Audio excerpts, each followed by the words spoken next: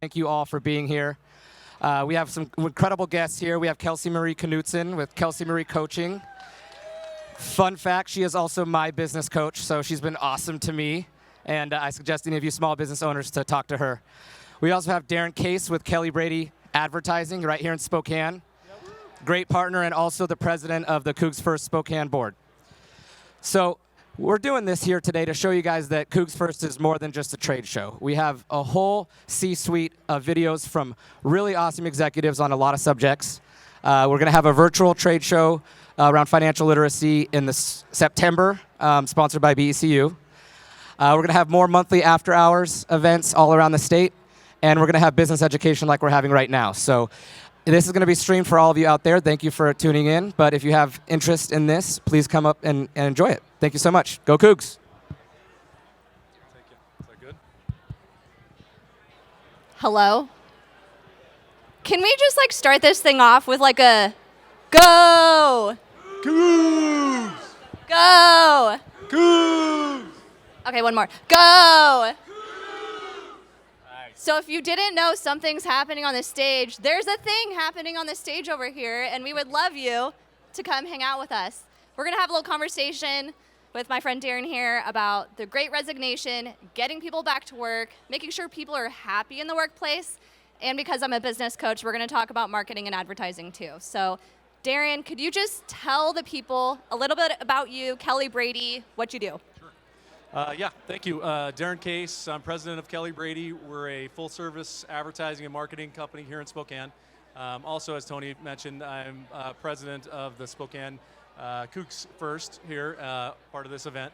So yeah, KELLYBRADY, like I mentioned, full-service advertising. We span anything from offline media, TV, radio, to digital media, creative, web development. So, really full gamut. Working through strategy, figuring out what's best for your company from a marketing standpoint, and then implementing strategies around it. Love that.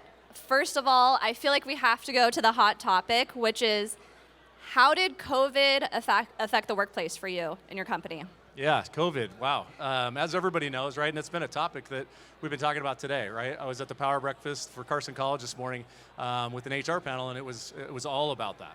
So yeah, from our example, we went through this as hey, let's go test this out. It was one day, we thought we'd be ahead of the curve, and we're like, let's just go test working from home for a day. We did that on a Thursday, and literally nobody came back to the office for a year and a half. So it was one of those things where it was like, okay, thank goodness that worked really, really well. But now, what are we gonna do, and how do we move through that? So yeah, previous to that, obviously the normal work week was Monday through Friday, 40 hours a week. Everybody got up early, got their kids ready, got everything ready to go, got into the office early, and then you left at 3, 4, 5 o'clock, whatever it might be. Obviously, you go through the pandemic, everybody's working from home. We had to figure out all the ways to keep communication as strong as we had previously, which was a difficult task. We did the best we could from a technology standpoint, and it worked, right? We found great efficiencies through the pandemic. It was nice because people were up, ready to roll. They didn't have to go through either commutes or getting ready or getting their kids out, but they did have to go through other challenges. So efficiencies were gained, which was really, really good, and so we were very happy with how the transition into the pandemic went. As it went on, it got kind of interesting because people started to want more interaction, right? We started to see that some of that culture that you need in a company was lacking a little bit, and we wanted to find ways to how do we bring that back, right? So doing virtual happy hours, trying to do as many Teams meetings as you can, one-on-ones, touch base with everybody as much as you possibly can, but it was a challenge. So it was nice. After a year and a half, I was getting people commenting like, hey, I'd like to get back into the office. Like, I want to interact with people, and I'll get away from my kids for a few hours too. That wouldn't be too bad. So it was really interesting to kind of go through that, saw some great efficiencies, and then when people started to come back into the office, we actually saw even better efficiencies, right? Because then you really realized how much or how important it is to have that interaction, how much communication happens when you're walking down the hall, just having a brief conversation, or, hey, what about this? And then all of a sudden somebody hears it and they're like, hey, by the way, what about this? I remember our first meeting back as a company, I just sat there like watching everybody communicating, and I felt amazing because I saw 15 conversations going on that never would have happened from a virtual standpoint. So now we're in this hybrid working model right now, and so we've kind of moved to people are in 2-3 days a week, figuring out what works, and it's been really good. So. Okay, remember all those questions I sent you? Yeah. We're just not gonna. Yeah, it's gone. Okay, great. Yeah, good. So I want to talk about the businesses that exist that think everyone should come back full time as a president of a company. What would you kind of say that you would maybe advise to that business owner? Yeah. It's really, it's a case-by-case situation, obviously, in the industry and the business that you have. But, like I said, huge topic today, and it's something that everybody is talking about. It's just changed what's happening, and you have to work together as a team, and that's one thing that we've done as a company, is to make sure we're listening to what our employees are looking for, right? What do our team members want? What are they trying to achieve?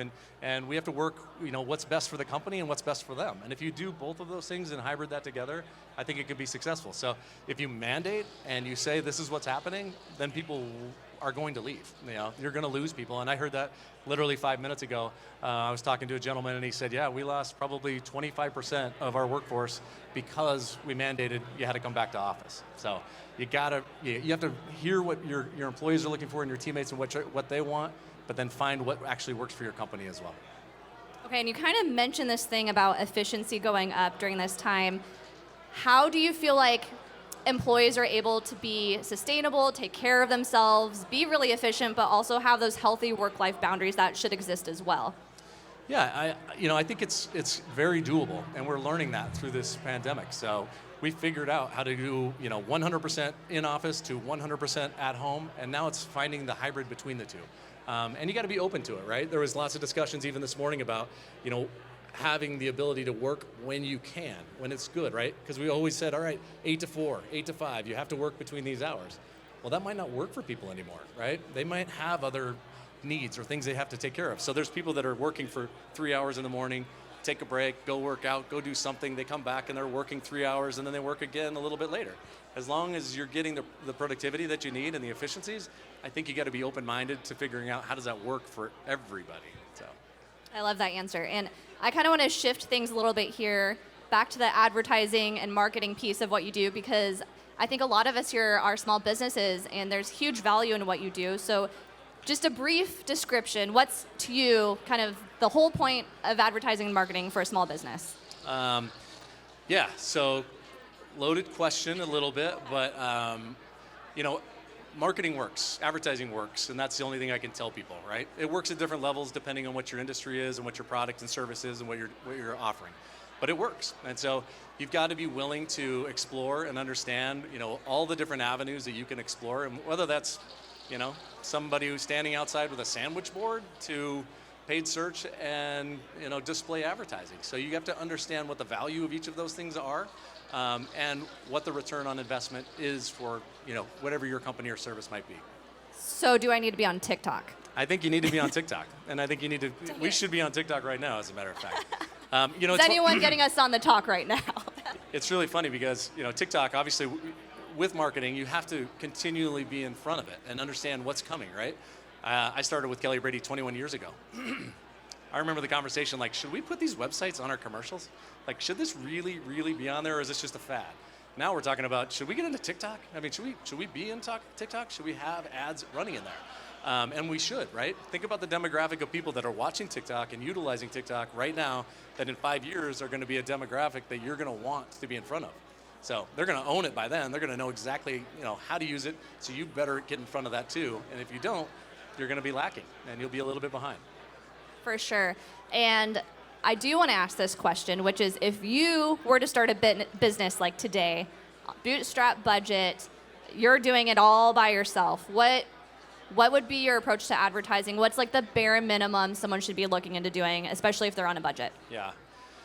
Good question. So, like I said, it works no matter which way you go. Some things cost way more than others. But if you're on a strict budget, social media is probably the best, easiest, fastest, most direct way of really targeting an audience, as well as the ability to share that, right? Because if you have a friend group or you've got a group of people, you can share that, and that's just free money, right? That's free advertising. Everybody's sharing that, getting that word across. So if you're really strapped, that's the first place I would go. The key to all marketing and advertising is really watching the analytics and figuring out what's working. Because if you're not paying attention to it, you're kind of just, you could put a pile of money and burn it and be like, I hope somebody comes over to ask me a question, because that's really what you're doing. You need to figure out what's working. And if you don't analyze it and figure it out, you'll never know if it's really successful or not. For sure. And when is it the appropriate time? You're going to say whenever. I already know your answer. Whenever. But when is it the right time for a business to reach out to an agency like you and say, you know what, I've done the social media thing. I'm constantly on this Instagram. I feel like I'm burning myself at both ends here. When should I hire a professional like you with KELLYBRADY? I'm a little biased. I'm a little biased about this one because I look at, marketing is complex. And sometimes as a business owner, you may not be focused on marketing and advertising, right? You're focused on whatever your service is, whatever you need to do, whatever your back end stuff is that you need to take care of. Marketing is complex, and that's a reason why we have an agency. There's a reason why we've got specialists in every single category working on those things, because it's important. So I would say as early as you can, find the experts, right? Too many times small businesses go down the path of, hey, I found a digital expert. And that digital expert might know how to operate Facebook, and they may actually know a few things about Facebook, which is great. But they don't know paid search, and they don't know display, they don't know the things that you need, digital video, they don't know how to really do the things you need to. They can do fine, but you're not gonna be as good as you really want to be. The problem with that is it does come with a higher expense. You do have to pay for what you're getting, and so that's the thing small businesses and companies have to get over to make sure that they're getting the best experience and pushing their dollar as far as it actually can go. That's the perfect segue into this next question, which is, for the businesses kind of doing your traditional, newspaper, radio spots, billboards, that business, do you have a success story or an example of a business you've worked with that was maybe a little hesitant to lean into what you have to offer? Do you have a story you could share with us? I do, yes, yeah. All media, again, has its place, right? I would never push anybody away from offline media because it works. I know it works. I've seen it work for 21 years. But we have a success story. One of our clients, probably 6 years ago, we went to them and they were like, okay, we don't do digital. We don't know what's going on. We spend a lot of money in offline. We do a ton of television. We do a ton of radio. What can we do? They scrapped up some money, a very small budget. We put everything we could in one campaign for 3 days. And we drove more people to their website in 3 days than they had in the history of ever. That opened their eyes, right? It didn't sell them, but they were like, wow, this stuff really works. And again, it works at whatever level that you want it to. Like, that was something that they were interested in. We pushed people to their website, right? Now, that didn't probably sell them whatever of their product, but it got people interested and it got them there, and they started to see that, right? Fast forward 5-6 months later, they're like, okay, let's go explore this a little bit more. Started to add a little bit more money, I mean, they're now spending almost $300,000 to $400,000 a year in digital marketing alone, from zero to not believing to now $300,000 to $400,000, which was a great success story. Awesome. And I was snooping your website earlier. CougsFirst people, I snooped some of your websites today too. Hey, we develop websites, just selfless plug right there. This was not planned, I promise you. Selfless plug. But I do want to talk about websites because I think that they have their place in this landscape. You mentioned part of your campaign was driving traffic to websites. So what are some tips? What are some things that we should look for when designing it that you think are high priority on there? Yeah, you have conversations all the time about websites, right? A website is your front door right now. People, and especially with the demographic of people that are so tech savvy, right? You're driving down the road, you're thinking about something, somebody mentions a name of a company, you Google them, you go online, you figure out what it is. And when that page opens up, that's your front door. And that's what's either inviting you in and wanting to ask more questions, or you're gonna be like, nah, I don't get it. I don't even understand it, right? A lot of content is not a great thing, right? Too much heavy content up front, not good. Yes. You should know, kind of when you see it, it should make you feel good. You should know what it's about. And make sure that it is simple enough, yet to the point, that gets you to ask a question like, you know what, I think I want to ask more questions. I think I want to have a conversation. At the end of the day, nobody's going to look at a website, in my opinion, nobody's going to look at a website and go, you know what, I'm going to give all my money to that person because of that website. They're going to open the door, though, and they're going to call, and they're going to have a conversation, and then that leads down the road to the opportunity of actually taking on that business. So to sum up, less is more. Less is more at times, yes. Intentional is good. I like that. Clear on who you're trying to speak to. You're not trying to speak to everyone. You're trying to speak to the Cougar fan who loves good wine. All right. Loves good wine. I should ask you the question. That's what I should. Sorry. But yeah, no, I agree. And I think that's a really great perspective and something that applies to everyone in the room. Yeah, I agree. So let's segue a little bit to you. Okay. Advice you would, let me backtrack a little. I have a podcast called When I Grow Up Pod. Tony, who's in the room somewhere, posted graciously, it was on my show. It's called When I Grow Up, so I feel like I have to ask you the question. Okay, good. What advice would you have given to the younger you at some point? Boy, regarding Ambush. Regarding Anything. life in general. You know, I think about it as it relates to CougsFirst, Washington State. I'll always go back there. That's the reason why I'm passionate about CougsFirst, right? I'm passionate about business, passionate about the Cougs, and this is a perfect, handshake of both of those things. So, I guess I will pick the specific me in college.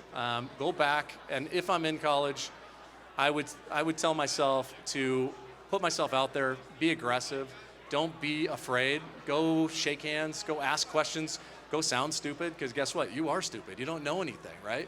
You don't know, you think you know a lot, but you really don't know a lot. So be vulnerable, open yourself up, ask questions, and, really engage versus, I guess being subtle about it. So that I think would be my biggest recommendation to my younger self. How about that? Old younger. Yeah. Old younger. Yeah. Old younger. And we're still figuring out what we want to be when we grow up, if we're truthful. Still. I love that answer. And I kind of want to wrap things up with advice you would give any business in this room, anyone attending, when it comes to kind of marketing and positioning yourselves. If you could wrap it up, and we'll do three. 3 little nuggets you want to share around marketing yourself or your business. Yeah. It all is going to depend on, lots of things factor into how you should market and where you should market across the board. You want to make yourself relevant. That's really the key, right? And you can go down a lot of different paths. When we talk about digital marketing, paid search is one of those things. I relate paid search to the yellow pages, right? You probably don't even know what the yellow pages are, but I know. Okay, good. Many people don't know what the yellow pages are. The good thing about paid search is it's the yellow pages on every single page, right? When somebody was looking in the yellow pages, they looked and they're like, okay, I'm going to go find a used car, right? Well, when you do that on paid search, you're on every single page. So it's funny how it just relates to each other, but you have to be relevant. I guess that's the key. Be relevant to what you're trying to accomplish. Relevant. Yeah, be relevant. There's one. What's the other ones? Be intentional, right? Talk about who you are, what you're trying to accomplish, and really get your point across. Figure out, how do I get my point across, and make it easy, right? Make the user experience as easy as possible. It's so funny because we work really hard for our clients, right? And at times, the back end doesn't work as well as the front end does. So here we are working as hard as we can to push people in different spots, and then the back end doesn't work. Our pixels aren't placed in the right spot. And if the pixels aren't placed in the right spot, you don't know what's happening. So make sure that you're always doing the thing on the back end that is going to make yourself successful, even though you have somebody on the front end working as hard as you can. Beautiful. And lastly, you want to add one more? What else can I say? Be open to new ideas and exploring new things, new ways of accomplishing things, right? That's one thing I love about our company and our agency is you partner with our clients, right? I love working with our clients because they're open to our suggestions. They don't just give orders. They don't say this. They listen to what we're saying, and we deliver to them, right? But we are also giving them advice. Believe me, it's not scientific, right? We fail, but we succeed. If we fail, at least we figure out that we're failing, and then we figure out how do we make it better. Or we change direction and we go a different course. So be vulnerable, at the same time be willing to explore. Great answers. Darren, where can people find more about your business if they want to do a little shameless plug here? Tell us more about your business and where people can find out more information. Yeah, obviously KELLYBRADY.com, and then we have a booth right over here. So I'm president of KELLYBRADY as well as CougsFirst, and you can come up and talk to me anytime too. I'm going to shameless plug here. I have a little flyer in the handout. It has my face on it. You can't miss it. There's a website in there, KelseyMarieKnutson.com/Cougs, and that just has a little bit more about what I do too. Perfect. So, any other nuggets you want to share with the people? I don't think so. Enjoy your time. I'm very happy about everybody coming out here. Clearly through the pandemic, we were super excited about CougsFirst and the shows that we had going on. Pandemic hit and it was like, oh boy. Buzzkill. How do we get this back up and going and look around? This is up and it's going again. So we're going to make it bigger and better next year. Just happy that everybody came out. Thank you. Thank you so much for tuning in, and go Cougs! Go Cougs! Thank you. Great job. Thank you. Great job.